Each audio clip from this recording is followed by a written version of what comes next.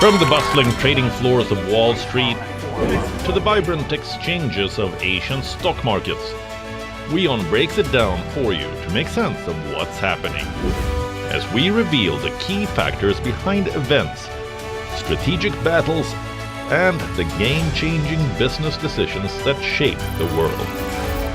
We bring you all of this and more on World Business Watch. To bring the benefits of the Subhash Chandra Show to your educational institution, teachers and students, send an invitation to Juhi Jha at juhi@such.org.in.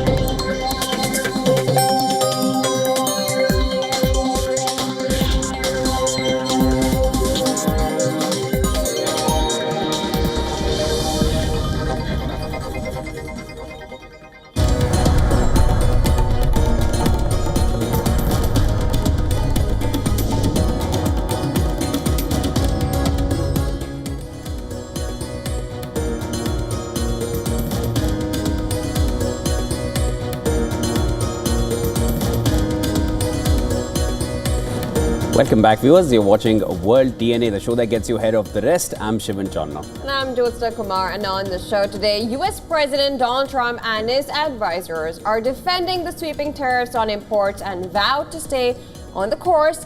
And this is despite market turmoil and calls to avoid a trade war.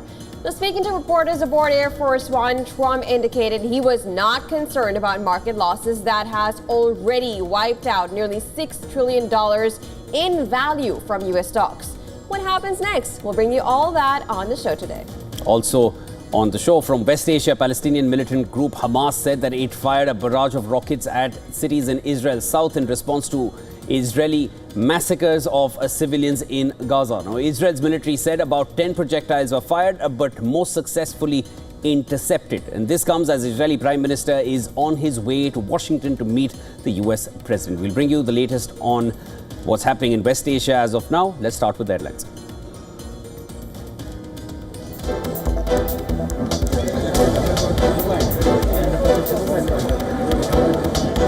Rockets hit Israeli city of Ashkelon after Hamas fires 10 rockets at southern Israel in largest such barrage in months. Israel's air defenses stopped 5 but failed to intercept other projectiles.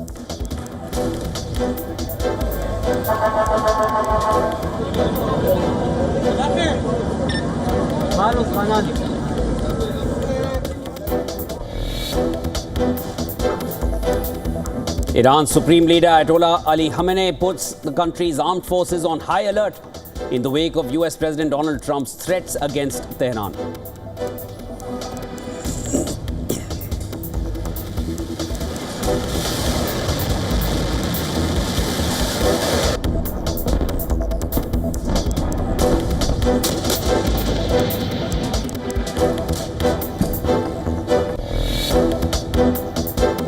I don't want anything to go down, but sometimes you have to take medicine to fix something. U.S. President Donald Trump says violent falls in American and global markets show that the medicine of his trade tariff barrage is working.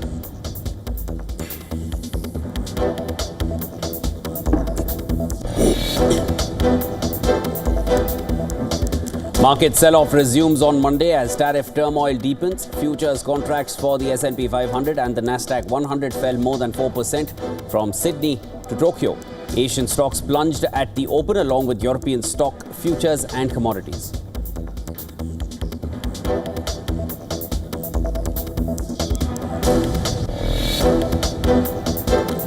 Bitcoin drops 5% on Sunday, extending losses after a rough first quarter.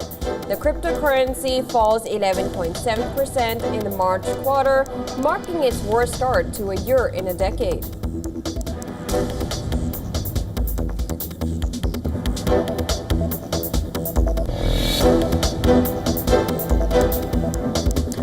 Violent storms batter the central eastern United States. At least 18 people killed as National Weather Service warns of devastating flash floods.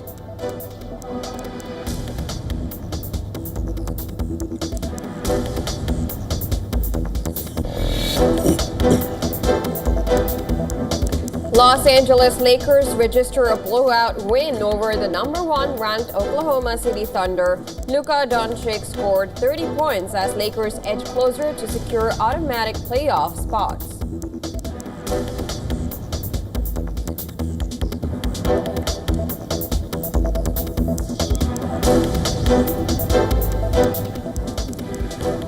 Well, our top story on World DNA, U.S. President Donald Trump says that violent falls in American and global markets show that the medicine of his trade tariff barrage was working.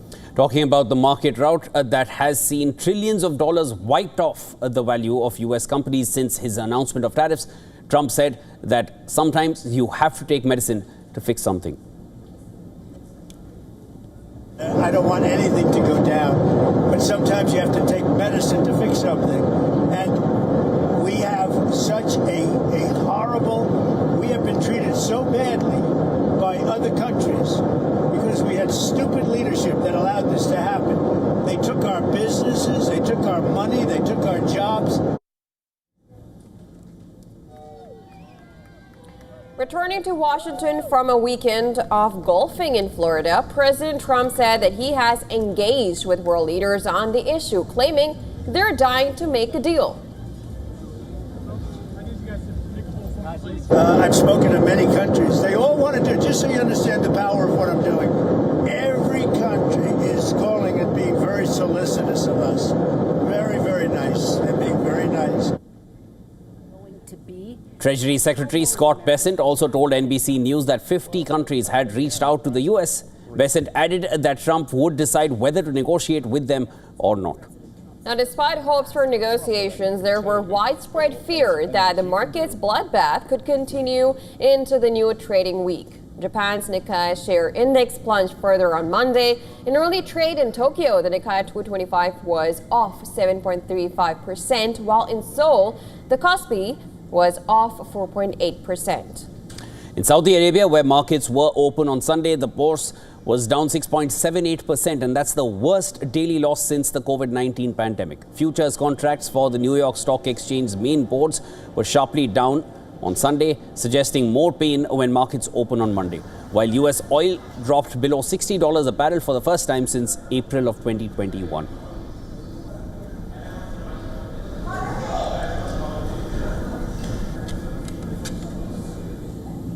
Ukrainian President Zelensky has accused Russia of launching strikes on Ukraine from the Black Sea. Now, this is an alleged violation. He calls it an alleged violation of the Black Sea ceasefire. Zelensky added that Russia would not agree to an unconditional Black Sea ceasefire because it wants to retain the opportunity to strike at Ukrainian cities and ports from the sea.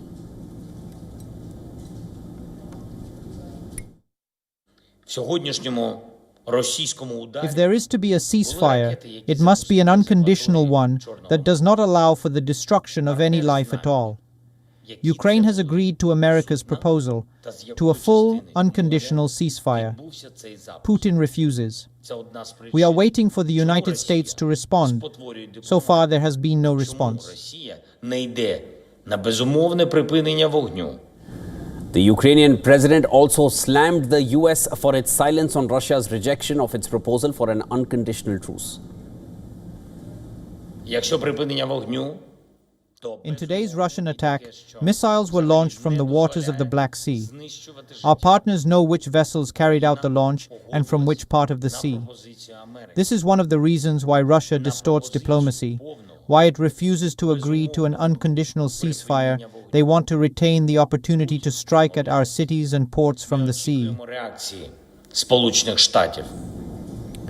French President Emmanuel Macron has called for strong action if Moscow continues to refuse peace. In a post on social media X, Macron said that Russia has continued its war in Ukraine with renewed intensity and was showing no regard for civilians. Now, amidst all of these developments, Russia has claimed that it captured the village of Basivka in Ukraine's Sumy region. However, Ukraine's border guard service has disputed the Russian claim and called it a part of Moscow's disinformation campaign. Russia also launched missile and drone attacks on several Ukrainian regions overnight. According to the Ukrainian Air Force, Russian troops fired 23 missiles and 109 strike and decoy drones at Ukraine overnight, in which at least one person was killed.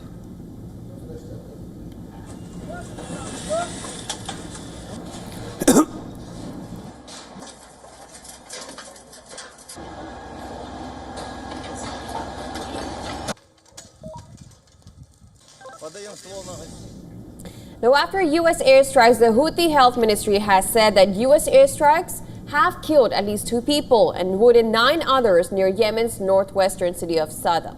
Earlier, the U.S. Central Command released a footage showing fighter jets being launched from an aircraft carrier said to be in continuous operations against Iran-backed Houthis. The Harry S. Truman Carrier Strike Group has been launching airstrikes as it conducts the biggest military attacks against the Yemeni group as per President Donald Trump's order. The strikes are meant to force the Iran-aligned Houthis to renounce attacks on shipping in the Red Sea, including against U.S. warships.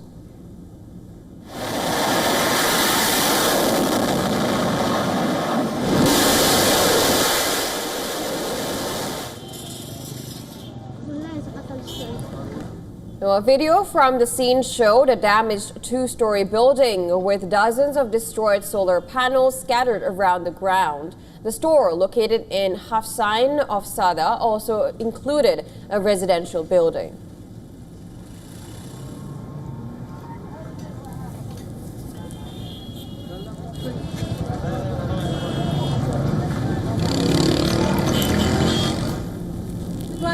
This American aggression targeted one of the commercial solar energy stores. We tell the American aggression that this will not deter us, nor affect our determination, for we are moving forward in supporting our brothers in Gaza. Whatever the price we have to pay, we will sacrifice with our blood, our people and ourselves until God grants us victory. The U.S. airstrikes also targeted Yemen's capital, Sana'a. The Houthi-run TV showed medics attending to injured people at a hospital in Sada following the suspected U.S. airstrikes. According to reports, the strike took place in the Shab al-Hafa neighborhood in the Shub district.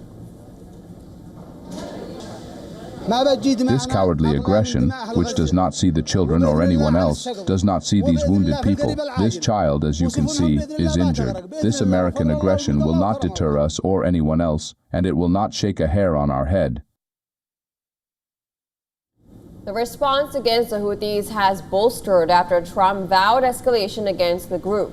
The Houthis have carried out over 100 attacks on shipping since Israel's war with Hamas began in late 2023. These attacks have disrupted global commerce and set the U.S. military off on a costly campaign to intercept missiles. Houthi leaders have said that they will increase attacks in response to the U.S. campaign.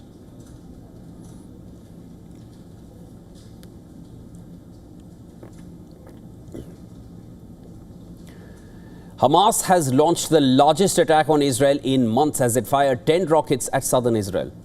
While 5 of the 10 rockets were intercepted by Israel's air defenses, other 5 hit Israeli territory, causing damage and injuries. Hamas has claimed responsibility for the rocket barrage shortly after it was launched. As per the Israel Defense Forces, the rockets were launched towards the coastal cities of Ashkelon and Ashdod. They originated from central Gaza's Deir al-Balah. Authorities said that the 30-year-old man was lightly injured by a shrapnel, while 2 other people were hurt while running to shelters. Israeli Prime Minister Netanyahu, who was en route to the U.S., ordered a strong response to this. Defense Minister Israel Katz has said that he has ordered the IDF to expand its offensive against Hamas. Minutes after the statement, the Israeli military ordered residents of Deir al-Balah to evacuate ahead of planned strikes in the region.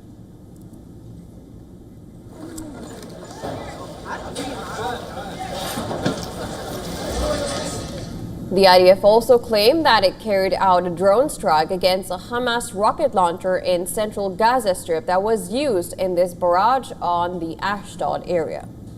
Now, the latest escalation comes as Israel continues its offensive in Gaza. As per the Gaza health agencies, at least 44 people were killed in the Israeli strikes on Sunday.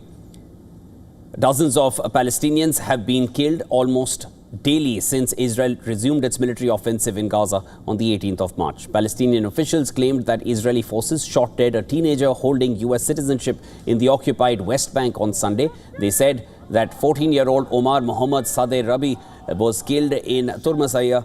However, Israeli military said that it had killed a militant who threw rocks at cars. He is 14-year-old, he is an American citizen, he lives in America, he was born in America and came back home 10 days before Ramadan in March. He was in America to attend the wedding of his sister. The Palestinian Red Crescent demanded an independent investigation into the killing of 15 emergency workers near Rafah last month. A video recovered from the phone of one of the victims contradicts an Israeli military account of the incident. Israeli military had claimed that the vehicle of the emergency workers did not have emergency signals on when Israeli troops opened fire.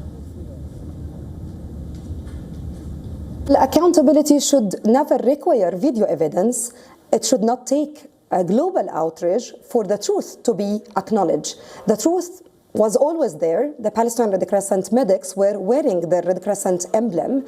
They were wearing their uniforms and they were driving ambulances that were clearly marked and all emergency lights were on. Now the Palestinian Red Crescent Society calls for an independent international investigation. 15 Palestinian paramedics and rescue workers, including at least one UN employee, were killed in the incident in Rafah on the 23rd of March. UN has claimed that Israeli forces shot the men one by one and then buried them in a mass grave.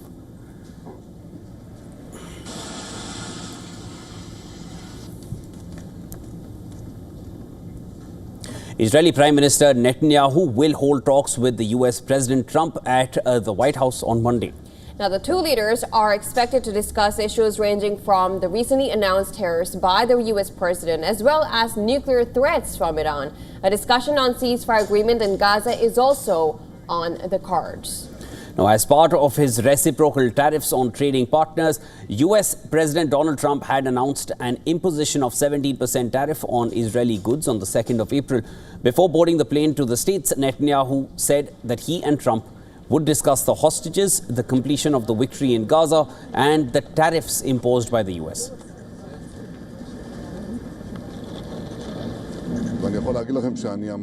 And I can tell you that I am the first international leader, the first foreign leader, to meet with President Trump on an issue that is so important to the Israeli economy. There is a very large queue of leaders who want to do this with respect to their economies. I think it reflects the special personal connection and the special connection between the United States and Israel, which is so vital at this time. Upon his arrival in Washington, D.C., Netanyahu headed straight to meet the U.S. Commerce Secretary Howard Lutnick to discuss tariffs. The U.S. remains one of Israel's top trading partners, with bilateral goods trade reaching an estimated $37 billion in 2024. According to the U.S. trade representative, under Trump's tariffs, Israeli exports to the states may take a $2.3 billion hit. Now, according to a statement from the Israeli Prime Minister's office, the two leaders will meet around 1 p.m. local time at the White House. Strategic Affairs Minister Ron Dermer and U.S. Special Envoy Steve Witkoff are expected to join the meeting. Now, also on the agenda will be stalled efforts to reach a new agreement on a Gaza ceasefire deal and the return of Israelis held hostage by the Hamas. Last month, Israel shattered the ceasefire with a surprise bombardment in Gaza, and after trying to pressure Hamas to accept proposed new terms for the ceasefire, a move supported by the White House. Israel has pledged to escalate the war in Gaza until Hamas returns the remaining hostages that it kidnapped during its October 7th attack in 2023. Israel has also halted all supplies of food, fuel and humanitarian aid into Gaza. This will be their second White House sit-down since Trump's return to the White House this January.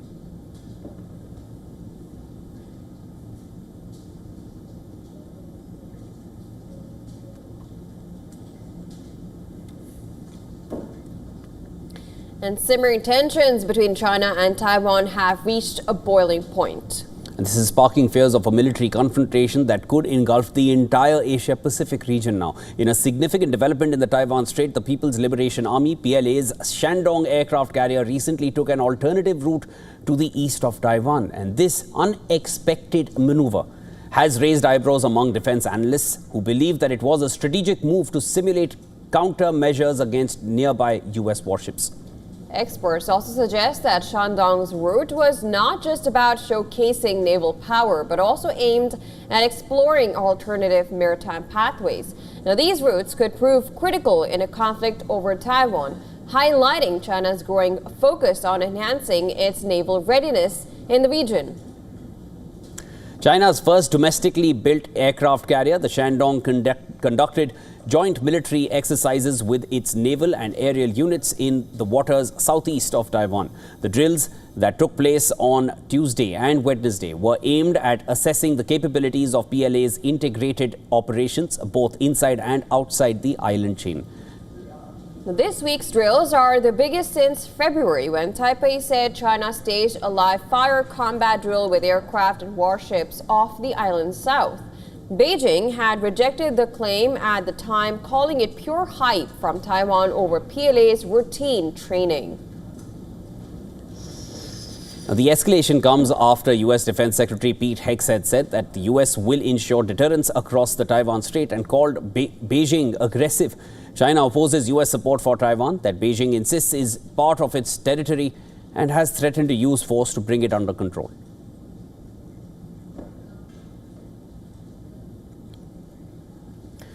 Turkey's opposition is stepping up pressure on President Erdogan to hold elections in the country. A leader of the Republican People's Party, Özgür Özel, has challenged Erdogan face Ekrem İmamoğlu in the polls. If you have the courage, you will come out. If you want, in the first week of June, on the shortest schedule. If you say that's too short notice, then in the middle of your term, at the latest in November. You will come to confront our candidate.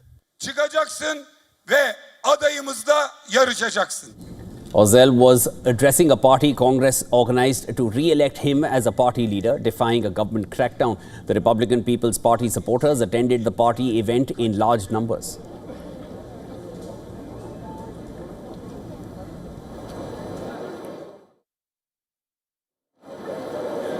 There is an injustice in Turkey. There is nothing left of justice. For this, the Republican People's Party, all of Turkey, all our people, we all need to come together with unity. We need to put an end to this. Turkey is witnessing massive protests over the arrest of Istanbul mayor and key Erdogan rival Ekrem İmamoğlu. In the days following the arrest, tens of thousands of people have taken to the streets of Istanbul and other cities in protest. In response, Turkish authorities clamped down on the protests. Nearly 2,000 people, including several hundred students and journalists, have been detained so far.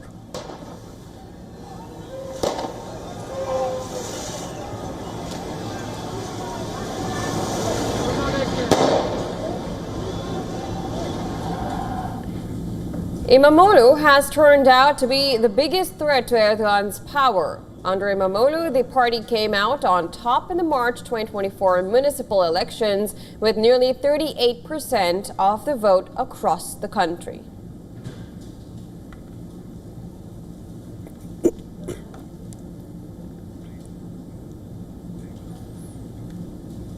Now, China is facing a new health emergency of obesity.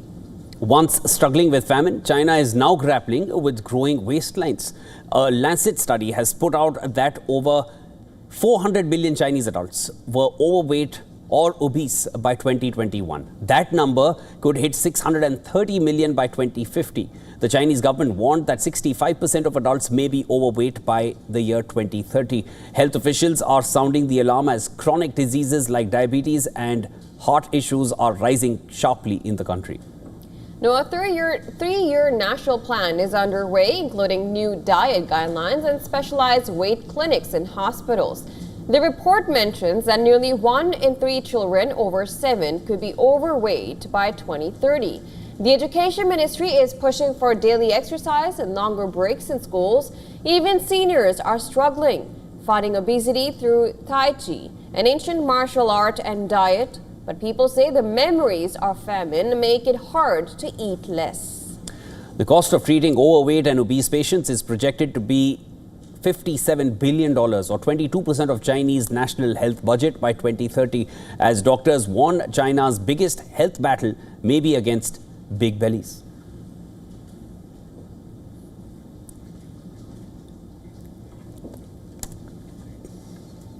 All right, it's now time for a quick break, but don't go anywhere. On the other side of World DNA, Bangladesh's interim government has granted a license to Elon Musk's Starlink satellite internet service. We'll get you all the details on that on the other side. And Indian Prime Minister Narendra Modi inaugurated the new Pamban Bridge on the occasion of Ram Navami in Rameshwaram. We'll bring you a full report on that as well. Quick break now. Come right back.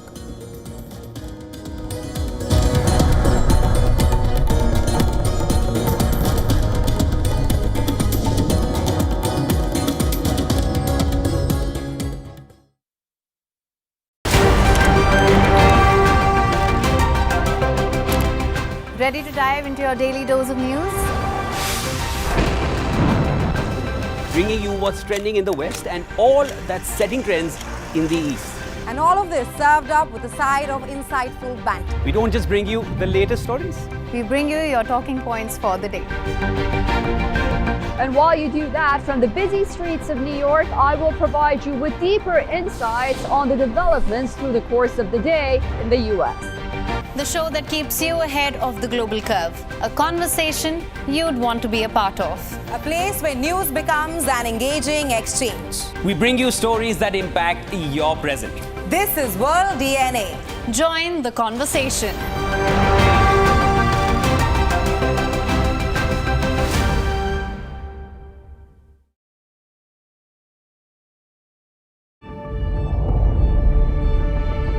The Earth is sending distress signals. Wildfires, droughts, and melting glaciers. Can we reverse the damage? Explore the harrowing effects of climate change. It's a wake-up call. Global emergency. Climate Tracker on WION World is One. Unlocking the future of finance. Dive into the world of tokenization with me as we yield the power of tokenization. Discover the future of ownership, where I decode, demystify tokenization for you. Empowering the tokenized revolution. Get ready to dive for an in-depth look at tokenization. Busting the myths around tokenization. Catch me on Token Money Magnet. Token Money Magnet. Token Money Magnet. Token Money Magnet. Token Money Magnet only on WION.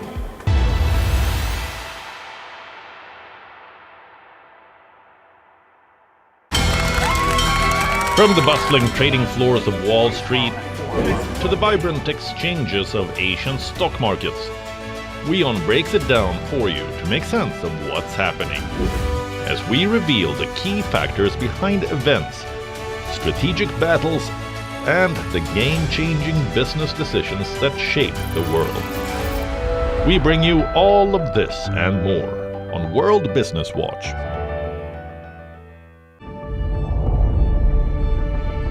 The Earth is sending distress signals. Wildfires, droughts, and melting glaciers. Can we reverse the damage? Explore the harrowing effects of climate change. It's a wake-up call. Global emergency. Climate Tracker on WION World is One.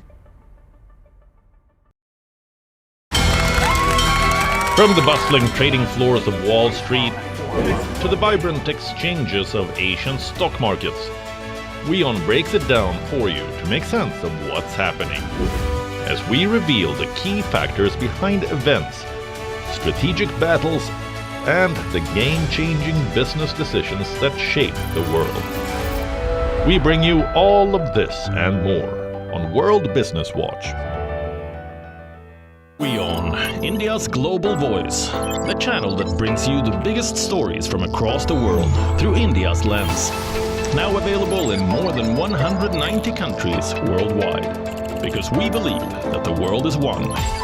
Watch us in Africa, Europe, USA and Canada, South America, Asia Pacific, Middle East and North African regions.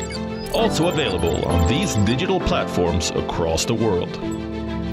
WION. World is one.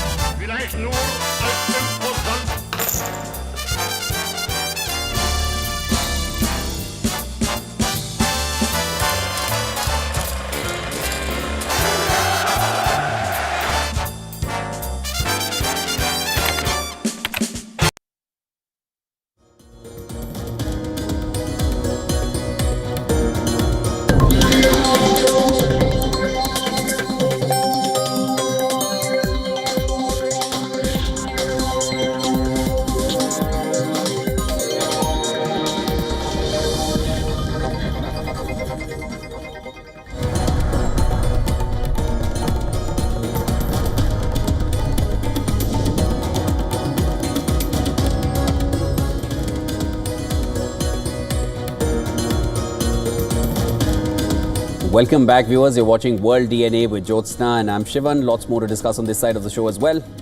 Let's start with the headlines.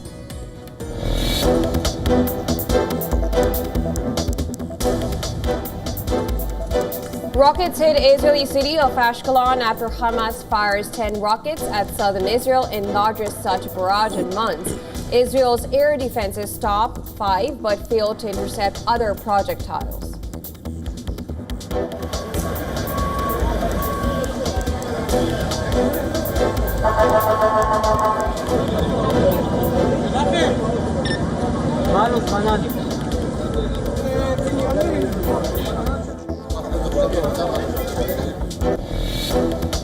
Iran's Supreme Leader Ayatollah Ali Khamenei puts the country's armed forces on high alert in the wake of US President Donald Trump's threats against Tehran.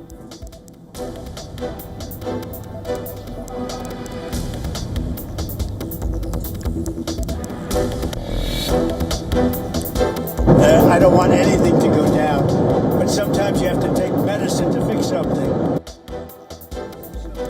U.S. President Donald Trump says violent falls in American and global markets show that the medicine of his trade tariff barrage is working.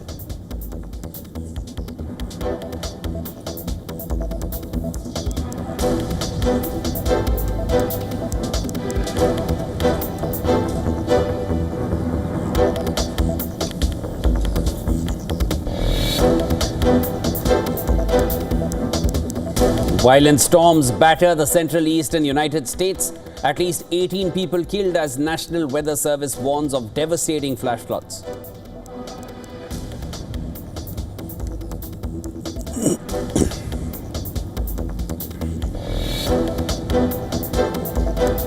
Los Angeles Lakers register a blowout win over the #1 ranked Oklahoma City Thunder. Luka Doncic scored 30 points as Lakers edge closer to secure automatic playoff spots.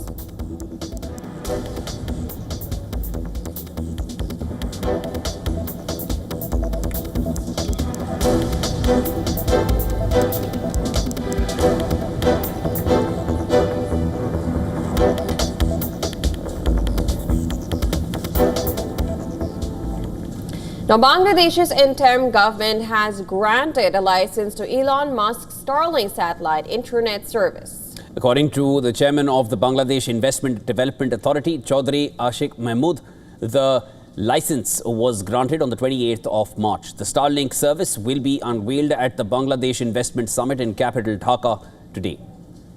Elon Musk had met interim leader Muhammad Yunus in February to bring Starlink services to Bangladesh. A statement from Yunus's media office said that the Starlink service would create new opportunities for Bangladesh's youth and remote communities. The development comes days after the US imposed 37% tariff on Bangladesh as part of Trump's reciprocal tariffs program. Interim leader Muhammad Yunus held an emergency meeting on Saturday to assess the impact of the tariffs. Yunus will reportedly write to Trump about the tariffs. Bangladesh exports $8.4 billion of garments annually to the United States, with textile and garment production accounting for about 80% of its exports.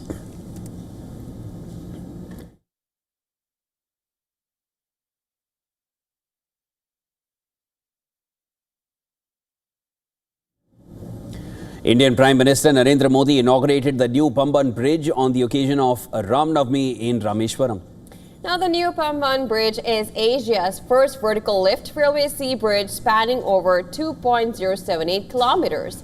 The new vertical lift sea bridge replaces the century-old Scherzer rolling lift bridge, offering faster, safer and more efficient rail connectivity between Rameshwaram and the mainland. Now, shortly after the inauguration, the Prime Minister addressed a huge gathering.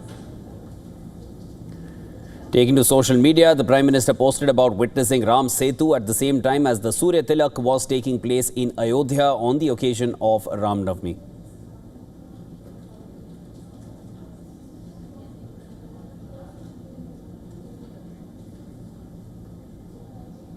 The Prime Minister's visit to Rameshwaram comes after his 3-day visit to Sri Lanka, where he was honored with Sri Lanka's highest civilian award, the Mitra Vibhushan Award. Both sides also signed a far-reaching defense cooperation deal and 7 MOUs. Prime Minister Modi also emphasized the deep historical and spiritual ties between India and Sri Lanka and agreed to assist in the renovation of the Thirukoneshwaram temple in Trincomalee. Prime Minister Modi also visited the historic Jaya Shri Mahabodhi temple in Anuradhapur, where he was accompanied by his Sri Lankan counterpart Anurakumara Dissanayake. He also flagged off a special train at Anuradhapur railway station.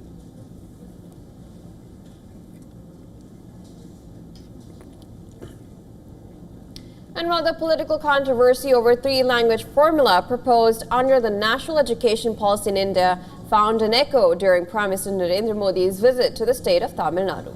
Taking a swipe at Tamil Nadu Chief Minister M.K. Stalin, who stayed away from the inauguration events, the Indian Prime Minister said none of the Tamil Nadu leaders who send him letters regularly care to sign them in the Tamil language. The Prime Minister said Tamil leaders should at least sign letters in Tamil if they truly are proud of the language.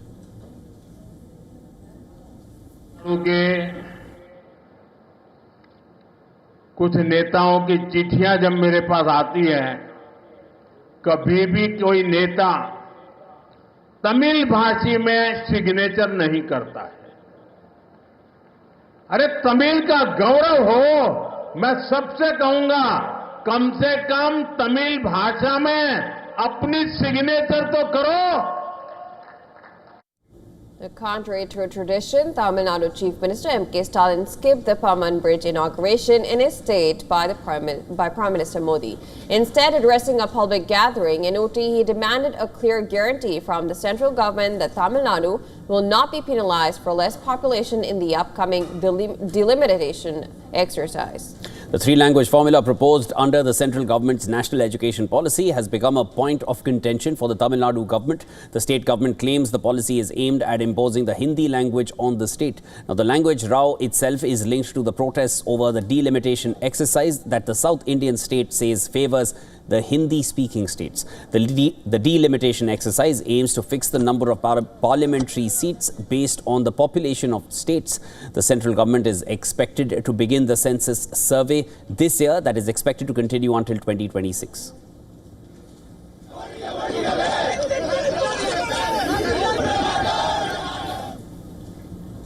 And Pakistan's biggest province, Balochistan, is on the boil. It has remained restive since a while now amid a widening rift between provincial authorities and Baloch protesters.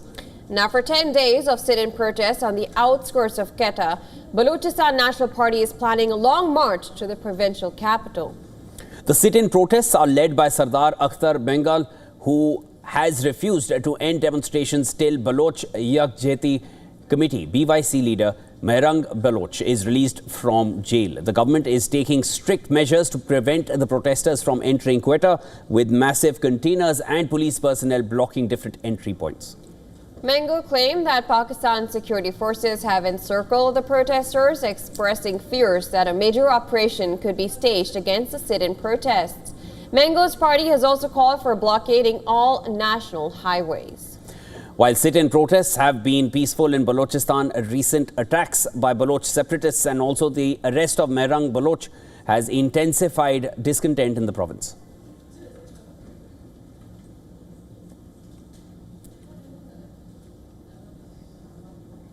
Now, days after President Yoon Suk-yeol was impeached for declaring martial law last December, South Korea's parliamentary speaker Woo Won-sik has proposed revising the constitution to curb presidential powers. Citing public support for such a move, Woo Won-sik proposed a national referendum on constitutional reform. The speaker pitched for the reform to coincide with presidential elections that must be held within 2 months of Yoon's ouster.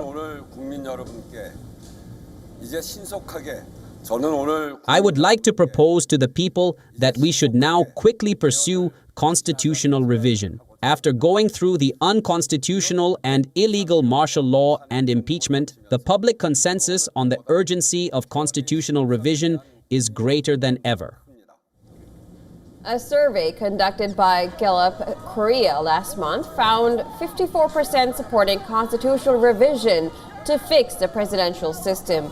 In recent months, South Korea witnessed its worst political crisis in decades. The court upheld Parliament's impeachment for Yoon for briefly declaring martial law on December 3rd. While many gathered in Seoul to celebrate, supporters of Yoon held protests against the Constitutional Court's decision to remove Yoon Suk-yeol from office.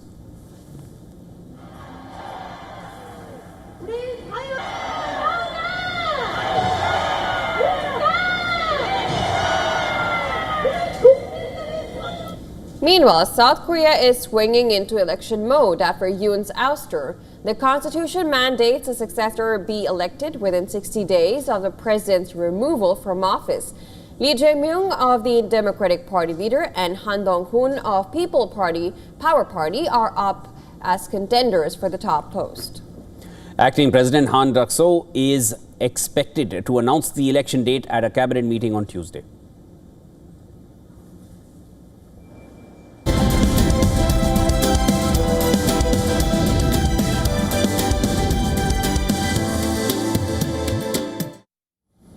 And global markets are still reeling from last week's devastating losses and rising trade tensions. And investors are already preparing for what some are fearing to be another Black Monday-style collapse from 1987. The reason? Well, a surge in U.S. recession bets from Trump-led global trade wars. A flight from global stocks accelerated on Monday after the worst week since March of 2020. From Sydney to Tokyo, Asian stocks continued their decline. China's stock market officially opens with a 10% drop, while Tokyo is down 9%.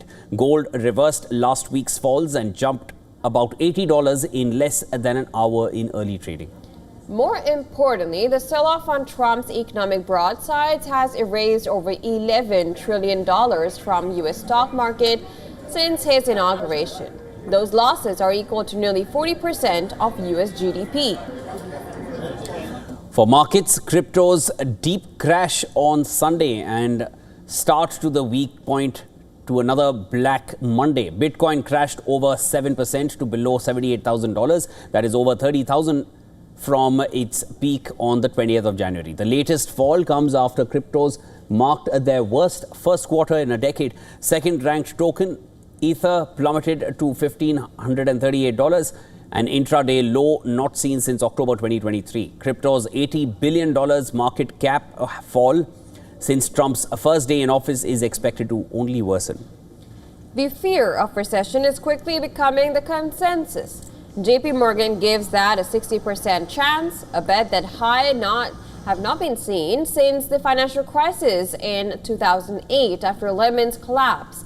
On Polymarket, a crypto-based prediction platform, the odds of a U.S. recession in 2025 surged to a new high of 62%. That number was under 40% just a few days ago. Jim Cramer, host of CNBC's Mad Money, didn't mince his words. He said, and I quote, "This is a man-made obliteration." During Friday's show, he warned viewers that the setup eerily resembles the three-day decline leading into the 1987 crash. He added, "We'll know by Monday."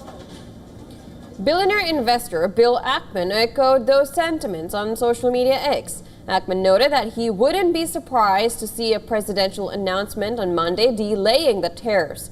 In addition, he warned the risk of not doing so is that the massive increase in uncertainty drives the economy into a recession, potentially a severe one.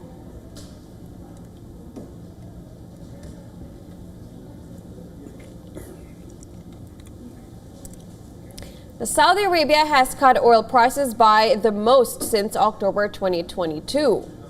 Following the announcement of an unexpectedly substantial production increase by the OPEC Plus coalition, Saudi Aramco, the state-owned oil company, has lowered the price of Arab light crude to its largest Asian customers by $2.3 a barrel for deliveries next month. Traders and refiners were surprised by the magnitude of the drop, even though it follows the kingdom's largest price rise in years. The price cut comes after an OPEC Plus production boost. Delegates privately stated the output hike was an effort to bring more discipline to member states like Iraq and Kazakhstan. Last week, OPEC Plus announced an increase in supply by more than 400,000 barrels per day, which is 3 times higher than what had been previously signaled. The unexpected development exacerbated the oil price collapse that began last week when U.S. President Donald Trump imposed trade penalties on the entire world. Oil prices had already fallen by about 10%. On Friday, oil in London fell below $65 for the first time in 4 years. The sudden acceleration of production amid worries about demand caught many market watchers by surprise. Saudi Arabia needs oil prices above $90 per barrel to balance its fiscal deficit to fund its large projects. Several questions are doing the rounds among investors.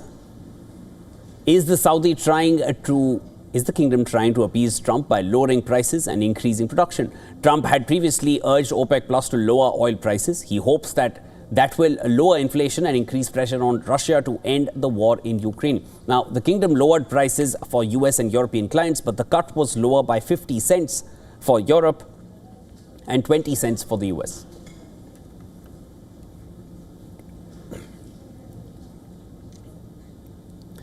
Major West Asian stock indices, including Saudi Arabia's, they fell to their lowest levels since 2020 on Sunday due to a free fall in oil prices and fears of a new global trade war. Fears of tariff wars and plummeting oil prices sent West Asian stock markets, which include Kuwait, Saudi Arabia and Qatar, down on Sunday. The regional losses were intensified by the worldwide market collapse that started last week. Indices in Qatar and Kuwait plunged over 5.5%. Saudi stocks take 5-year record fall after Trump's tariffs. Now, stocks in the Saudi kingdom sank over 6%, the most significant single-day sell-off since the start of the Gaza war in October 2023 when Hamas attacked Israel and Tel Aviv stocks collapsed. Saudi Aramco, the biggest oil exporter in the world, lost more than $90 billion in market capitalization.